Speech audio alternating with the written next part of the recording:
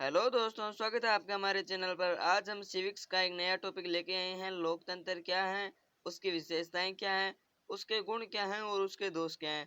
लोकतंत्र में हम आज सारी बातें पढ़कर जाएंगे, नोट्स के साथ विद फुल डिटेल्स हम पढ़ेंगे। ठीक है, तो स्टार्ट करते हैं आज का टॉपिक। उससे पहले मैं आपको बता देता हूँ कि हम लोकतंत्र वाले आज वीडियो में हम इस क्लास में क्या क्या पढ़ेंगे। तो हम इस क्लास में लोकतंत्र की परिभाषा पढ़ेंगे कि लोकतंत्र की परिभाषाएं क्या हैं। वह लोकतंत्र के बारे में अन्य लोगों ने, कोई बड़े बड़े लोगों ने जो महत्वपूर्ण परिभाषाएं दी हैं उनको हम थोड़ा समझेंगे। फिर हम पढ़ेंगे कि लोकतंत्र की विशेषताएं क्या है।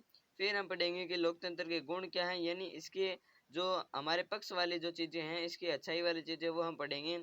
और उसके बाद हम पढ़ेंगे लोकतंत्र के दोष, यानी इसमें कुछ बुराइयां भी हैं वो भी हम पढ़ेंगे। तो स्टार्ट करते हैं आज का टॉपिक। आपको मैं डिस्क्रिप्शन में कई महत्वपूर्ण लिंक्स डाल दूंगा, वहां जाकर उनको देख सकते हैं। मैं फैक्ट्स के भी वीडियो बनाता हूं, आप उनको भी देख सकते हैं। अगर आपको फैक्ट पसंद है तो मैं उसकी प्लेलिस्ट की लिंक डिस्क्रिप्शन में डाल दूंगा, वहां जाकर उनको देख सकते हैं। और भी कई इंपॉर्टेंट लिंक्स मैं आपको डिस्क्रिप्शन में डाल दूंगा, वहां जाकर उनको देख सकते हैं। स्टार्ट करते हैं आज का टॉपिक और देखते हैं लोकतंत्र की परिभाषा क्या है। तो लोकतंत्र की एक पहली मुख्य परिभाषा है, वो है यह शासन का एक ऐसा रूप है जिसमें शासकों का चुनाव जनता द्वारा किया जाता है। यानी हमारे मोहल्ले में, हमारे राज्य में, हमारे देश में जब कोई व्यक्ति खड़ा होता है या उम्मीदवार बनता है, तब उसे हम वोट देते हैं, यानी हम उसे चुनते हैं कि हमारा शासक कौन होगा।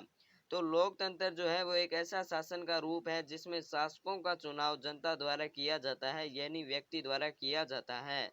और वो चुनाव किन लोगों द्वारा किया जाता है? जो लोग 18 वर्ष की उम्र पार कर चुके हो, यानी सार्वभौमिक वैश्विक मताधिकार दिया गया है। जो व्यक्ति 18 वर्ष से ऊपर का है वो अपने शासक का चुनाव कर सकता है वोट देकर।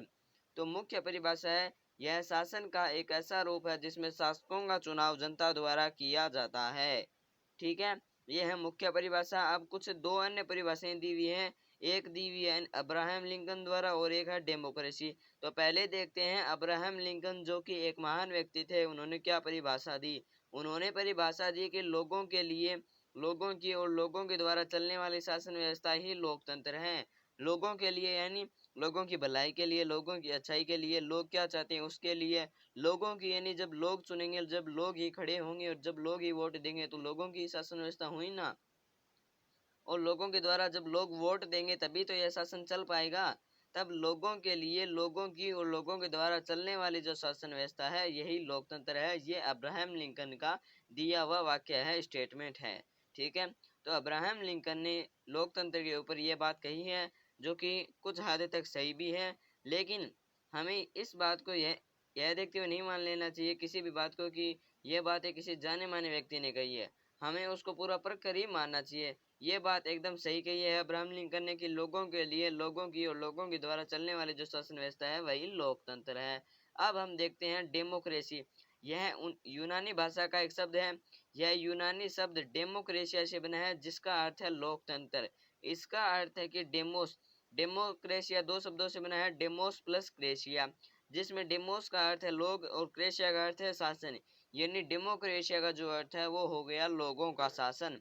जी हाँ, डेमोक्रेशिया यूनानी भाषा का शब्द है जिसका अर्थ होता है लोगों का शासन या लोगों द्वारा किया गया शासन या जनता का शासन। ठीक है, डेमोक्रेसी का अर्थ हो गया लोगों का शासन या जनता का शासन। तो लोकतंत्र के बारे में हमने कुछ परिभाषाएं पढ़ ली। लोकतंत्र शासन का एक ऐसा रूप है जिसमें शासकों का चुनाव जनता द्वारा किया जाता है, वोट देकर किया जाता है। इसमें जो मुख्य भूमिका होती है लोकतंत्र वाले शासन में, इसमें मुख्य भूमिका जनता की ही होती है। ठीक है, जनता जब वोट देती है तभी शासन व्यवस्था चलती है, वरना नहीं चलती है।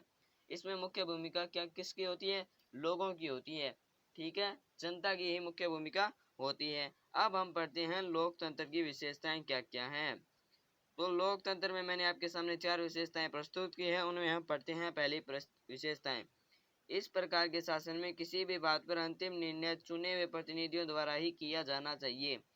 यानी कोई बड़ा फैसला है, कोई बड़ा मसला है, तो उस पर जो निर्णय है वो सामान्य लोग नहीं करेंगे। सामान्य लोग जो प्रतिनिधि चुनते हैं, उनमें जो सबसे बड़ा प्रतिनिधि है, अंतिम प्रतिनिधि है राष्ट्रपति और प्रधानमंत्री। उन दोनों में से यह निर्णय किया जाना चाहिए। और कोई जो व्यक्ति है जो सेना पर नियंत्रण कायम कर ले या अन्य किसी तरीके से अपना नियंत्रण कायम कर ले, उसके द्वारा जो किया गया फैसला है वो लोकतंत्र में मान्य नहीं होगा। लोकतंत्र में चुनाव प्रतिनिधि जो कि सबसे बड़ा है राष्ट्रपति और प्रधानमंत्री, उन दोनों में से ही कोई एक फैसला लेगा। ये लोकतंत्र की पहली विशेषता है। ठीक है। लोकतंत्र में चुनाव स्वतंत्र तथा निष्पक्ष होनी चाहिए ताकि अन्य प्रतिनिधियों के लिए भी जीत हार के समान अवसर हो। अब ये क्या कह रहे हैं कि लोकतंत्र जो है वो लोकतंत्र में चुनाव स्वतंत्र और निष्पक्ष होने चाहिए, यानी जो चाहे वो खड़ा हो सके, जो चाहे वो जीत नहीं सके, यानी अपना कितना भी बल लगा ले वो जीत नहीं सके जब तक कि जनता उसे न चाहती हो। जब अगर जनता चाहने लग जाएगी, उसे वोट दे देगी, तब वह जीत जाएगा। तो लोकतंत्र में चुनाव स्वतंत्र और निष्पक्ष यानी बिना किसी पक्ष के, या तो वो इधर वाले पक्ष में भी नहीं है और उधर वाले पार्टी में भी नहीं है। निष्पक्ष चुनाव होने चाहिए और स्वतंत्र चुनाव होने चाहिए ताकि प्रतिनिधियों के लिए, जितने भी प्रतिनिधि खड़े हुए हैं उनके लिए, सभी के लिए जीत हार के समान अवसर हो, यानी जनता जो चाहती है वही हो। इसके कहने का मतलब यही है।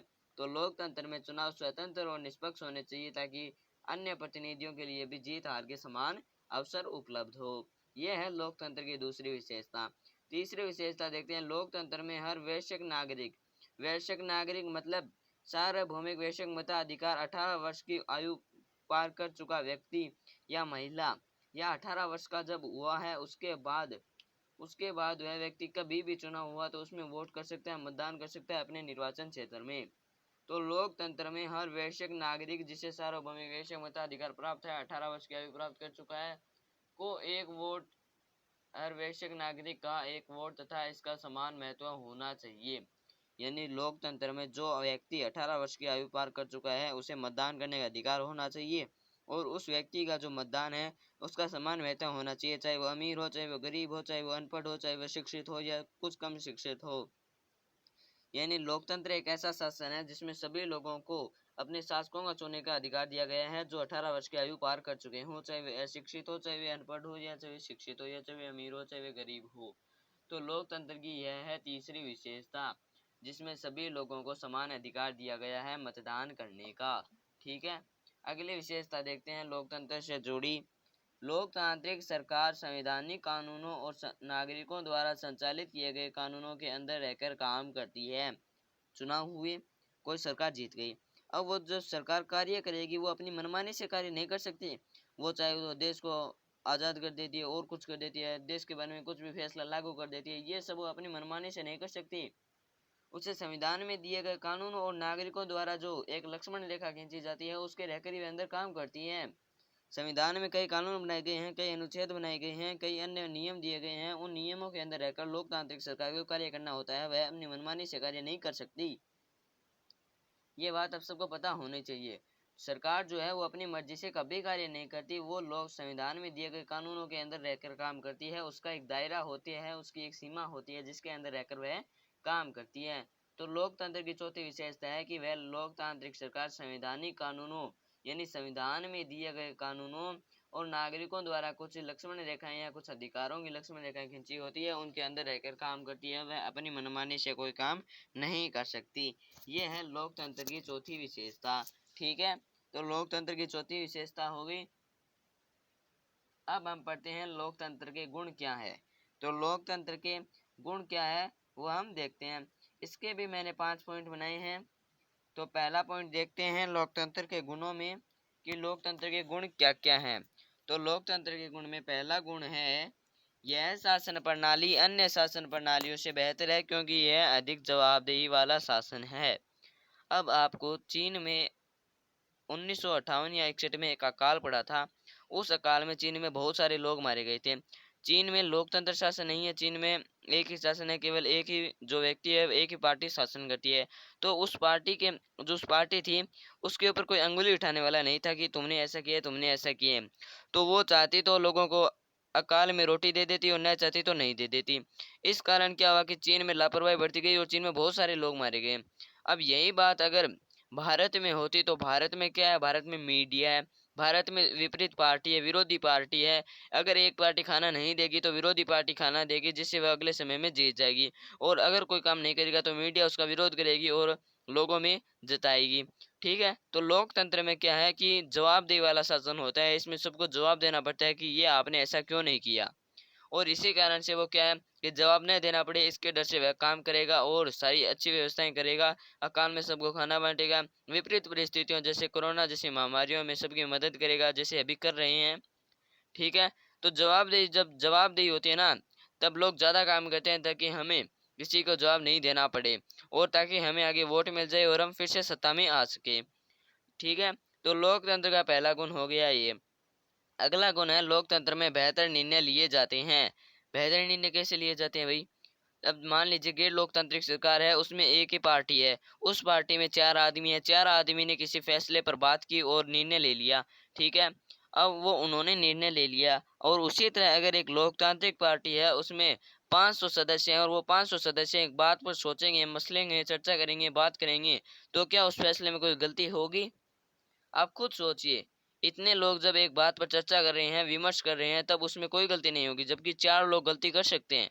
तो लोकतंत्र में क्या है, चर्चा की जाती है, बड़े बड़े समय तक, लंबे लंबे समय तक चर्चा की जाती है, विचार विमर्श किया जाते हैं, सभाएं बिठाई जाती है, और उसी के कारण ही लोकतंत्र में बेहतर निर्णय लिए जाते हैं। ठीक है। एकदम बेहतर निर्णय लिए जाते हैं, जिनमें कोई मतभेद नहीं हो, जिनमें कोई टकराव नहीं हो, जिनमें कोई लड़ाई होने का चांस ही न हो। तो लोकतंत्र में बेहतर निर्णय लिए जाते हैं, क्योंकि इनमें सभाओं, विचार विमर्श किया जाता है लंबे लंबे समय तक। लोकतंत्र लड़ाई और मतभेदों को संभालने का तरीका उपलब्ध कराता है। अब मान लीजिए भारत जैसे बड़े देश में विविधता है, बहुत सारी विविधता है, अलग अलग सोच के लोग हैं। आपके मोहल्ले में कहीं लड़ाई हो गई, अब आपके मोहल्ले में जो मजबूत होगा वो दूसरे वाले को हरा देगा। इससे क्या होगा, वो इससे नाराज हो गए, नाराज हो जाएगा। अब मान लीजिए लोकतंत्र, अब इस देश में लोकतंत्र है और चुनाव होंगे, तब उनमें से दोनों, वो दोनों खड़े हो जाएंगे। ठीक है। अब उन दोनों में जो ज्यादा, जिसे ज्यादा लोग चाहती है वो जीत जाएगा। ठीक है। अब 5 साल बाद फिर चुनाव होंगे, तो वो दूसरे वाला जीत जाएगा। इसमें क्या, लोकतंत्र में नाराजगी नहीं होती है, लोकतंत्र में सबको समान अवसर मिलता है। तो इससे क्या, लड़ाई और मतभेदों को संभालने का यह एक तरीका उपलब्ध कराते हैं कि कोई लड़ न पाए, कोई झगड़ न पाए, सब आराम से रहे, प्रेम से रहे। सब 5 साल बाद वो कोई और जीत जाएगा, 5 साल बाद कोई और जीत जाएगा, जो लोगों में अपनी दिलों में अपनी जगह बना लेता है, अच्छा काम करता है, जो अच्छी व्यवस्था स्थापित करता है, उसको लोग वोट देते हैं और फिर वह जीत जाएगा। लोकतंत्र में क्या होता है, कोई स्थायी विजेता नहीं होता, इसमें सभी अस्थायी होते हैं, 5 साल बाद सबको हटना पड़ता है, जो अच्छा काम करता है वो फिर से बन जाता है। चौथी विशेषता है लोकतंत्र नागरिकों का सम्मान बढ़ाता है। आपके कहीं पर चुनाव हुए होंगे, तब आपको ये जरूर सोचा होगा, या आपने कभी चुनाव लड़े हैं तो आप अपने मतदाताओं को बुलाने के लिए जरूर गाड़ी भेजते होंगे। तो उनमें मतदाताओं को कितनी इज्जत मिलती है, मतलब उनका सम्मान बढ़ता है, वो सोचते हैं कि हम इतने बड़े हो गए हैं कि हमें, हमारे लिए गाड़ी आ रही है। ठीक है। तो लोकतंत्र में नागरिकों का सम्मान बढ़ता है, और सम्मान इसलिए बढ़ता है क्योंकि यह एक ऐसी शासन व्यवस्था है जिसमें जनता की भागीदारी के बिना यह शासन व्यवस्था नहीं चल सकती। अगर जनता ही वोट नहीं देगी तो चुनाव कैसे होंगे, और चुनाव नहीं होंगे तो शासन कैसे होगा? तो इसमें नागरिकों का सम्मान बढ़ता है, इसमें जनता का सम्मान बढ़ता है, इसमें जनता की भागीदारी बढ़ती है। पांचवी विशेषता है लोकतंत्र में अपनी गलती सुधारने का अवसर भी मिलता है। मान लीजिए किसी सरकार ने गलती कर दी, तब उसे एक मौका और मिलेगा कि वह या तो अपनी पार्टी को हटा ले या फैसला बदल ले। दो ही परिस्थितियां उसके सामने होगी, या तो वो पार्टी बदल लेगा अपनी, या तो वो हट जाएगा सत्ता से, या अपना फैसला बदल लेगा। तो उसमें एक गलती हो गई और उसने फिर से सुधार सकता है वो, इसमें ऑप्शन मिलता है कि वो या तो गलती सुधार ले या फिर अपनी सत्ता से उतर जाए या कुर्सी से उतर जाए। तो ये थी लोकतंत्र की 5 विशेषताएं जो हमने पढ़ ली हैं, जिससे हमने लोकतंत्र के गुण आराम से समझ लिए हैं। अब हम पढ़ते हैं लोकतंत्र के दोष, कि इनमें कौन कौन सी बुराइयां हैं। बुराइयां ज़्यादा नहीं है, बुराइयां थोड़ी कम है। अब मैं पहले आपको एक बात बता देता हूँ कि हम जब फैसले करते हैं कि हम इस पार्टी को लेंगे, हम इस पार्टी को वोट देंगे, तो हमें पता नहीं होता है, वास्तव में हमें पता नहीं होता कि हमें किस पार्टी को वोट देना चाहिए और किसको नहीं देना चाहिए, क्योंकि हमें उनकी सच्चाई पता नहीं होती है एकदम पूर्ण तरीके से। तो हमें किसी भी बात में फैसला नहीं करना चाहिए। अब हम पढ़ते हैं लोकतंत्र के दोष। लोकतंत्र के दोष में पहला दोष है कि लोकतंत्र में नेता बदलते रहते हैं, जिससे अस्थिरता पैदा होती है। भारत में 5 साल के बाद हर 10 सालों में 2 बार चुनाव होते हैं, और दो बार चुनाव होने में 2 नेता होते हैं। ठीक है। या तो अगर अच्छा काम करेगा तो वही नेता बन जाएगा, या फिर 2 नेता बनते हैं। तो लोकतंत्र में नेता बदले। अब मान लीजिए पहले नेता ने एक व्यवस्था लागू की, एक योजना बनाई। अब जब दूसरा नेता आया जो अलग विचारों का है, अलग सोच का है, उसने उस व्यवस्था को, योजना को स्थापित कर दिया और उसको रोक दिया। अब फिर से उसने अपनी योजना चलाई। अब वो अपनी योजना चला रहा है और फिर से कोई और नेता आ गया और वो भी अलग सोच कर, तो उसने उस योजना को रोक दिया और दूसरी योजना चला दी। इसमें आपको क्या दिख रहा है कि इसमें अस्थिरता पैदा हो रही है, इसमें योजनाएं रुक रही है। अगर एक नेता होता तो अच्छी अच्छी योजनाएं चलाता और वो अपनी तरीके से भारत के विकास में मदद करता, अपने देश के विकास में मदद करता, अपने देश को विकसित बनाता। लेकिन लोकतंत्र में नेता बदलते रहते हैं, जिससे अस्थिरता पैदा होती है। एक नेता के द्वारा चलाई गई योजना को दूसरा नेता ठुकरा देता है और वो अपनी योजना चलाता है ताकि मैं अपना नाम कमा सकूं। ठीक है, तो लोकतंत्र में नेता बदलते रहते हैं और अस्थिरता पैदा होती है, बदलाव होता है। लोकतंत्र में हर फैसले पर देरी होती है। मैंने आपको बताया कि इसमें बेहतर निर्णय लेने की शक्ति होती है लोकतंत्र में। तो बेहतर निर्णय लेने में क्या होता है कि सभाएं होती है, एक एक महीने, दो दो महीने, तीन तीन महीनों तक चर्चा होती है, हर बात पर विमर्श होती है। 500 जने बैठकर उस बात पर चर्चा विमर्श करते हैं कि ये बात सही है या गलत है, ये आप बताओ, ये आप बताओ। तो इस हर फैसले पर क्या होती है, देरी होती है। अगर किसी को मतलब अर्जेंट होगी, हमें एक महीने में फैसला चाहिए, तो वो एक महीने में फैसला नहीं होगा, उसमें समय लगेगा। अगर कोई महत्वपूर्ण निर्णय होगा तो उसमें चर्चा की जाएगी। तो चर्चा की जाएगी जब क्या होगा कि हर फैसले पर देरी होगी। ठीक है, अब आता है लोकतंत्र में चुनावी लड़ाई खर्चीली होती है और फिर इसमें भ्रष्टाचार होता है। लोकतंत्र में चुनावी लड़ाई खर्चीली होती है, अपने पार्टी का अभियान करना पड़ता है, चालू करना पड़ता है कि हम प्रचार प्रसार करें, हमें वोट दो, हमें वोट दो, ये हमें अभियान चलाना पड़ता है चुनावी लड़ाइयों में। ये खर्चीली होती है। अब मान लीजिए हम आप में से कोई चुनाव में खड़ा हुआ, आप चुनाव में खड़े हो गए। मान लीजिए मैं खड़ा हुआ, तो मैं खड़ा हो गया चुनाव में, फिर मैंने अभियान चलाया अपने प्रचार प्रसार पार्टी का करने में, तो मैंने उसमें रुपए इन्वेस्टमेंट किए। मान लीजिए मेरा 2 लाख का खर्चा आया। अब मैं मान लीजिए अपने जो मोहल्ला है उसका मैं कुछ बन गया। ठीक है, बनने के बाद मैं क्या करूंगा, मैं कोशिश करूंगा कि मैं अपने 2 लाख रुपए से ज़्यादा रुपए निकालने की कोशिश करूंगा। तो उससे क्या होगा कि उसने योजनाएं आराम से स्थापित नहीं हो पाएगी। योजना में से जो पैसा पैसा दिया गया है उसमें से मैं कुछ निकालने की कोशिश करूंगा, जिसके कारण उसमें रुपए कम ही बच पाएंगे और जो सरकार जो चाहती है उसकी क्वालिटी की कुछ चीज़ें नहीं बन पाएगी और इसमें भ्रष्टाचार हो जाएगा। तो लोकतंत्र में चुनावी लड़ाई खर्चीली होती है, इसमें रुपए लगते हैं और उन रुपयों को वापस प्राप्त करने के लिए नेता बनने के बाद कुछ लोग इसमें भ्रष्टाचार उपलब्ध कराते हैं, उत्पन्न करते हैं। लोकतंत्र के कुछ दोष थे जो हमने पढ़ लिए हैं। हमने लोकतंत्र की विशेषताएं पढ़ ली है, लोकतंत्र क्या है ये पढ़ लिया है, लोकतंत्र के गुण दोष हमने दोनों पढ़ लिए हैं। आज हमने लोकतंत्र वाले सारे टॉपिक को क्लियर कर लिया है। आपको अगर डिस्क्रिप्शन में जाओगे तो आपको वहाँ पर महत्वपूर्ण लिंक्स मिल जाएगी, हम वहाँ जाकर उनको हमारे चैनल के अन्य वीडियो देख सकते हैं। हमारे वीडियो और चैनल को सब्सक्राइब कर दे ताकि आपको ऐसे ही सिविक्स और अन्य विषयों के वीडियो टाइम पर मिल जाए।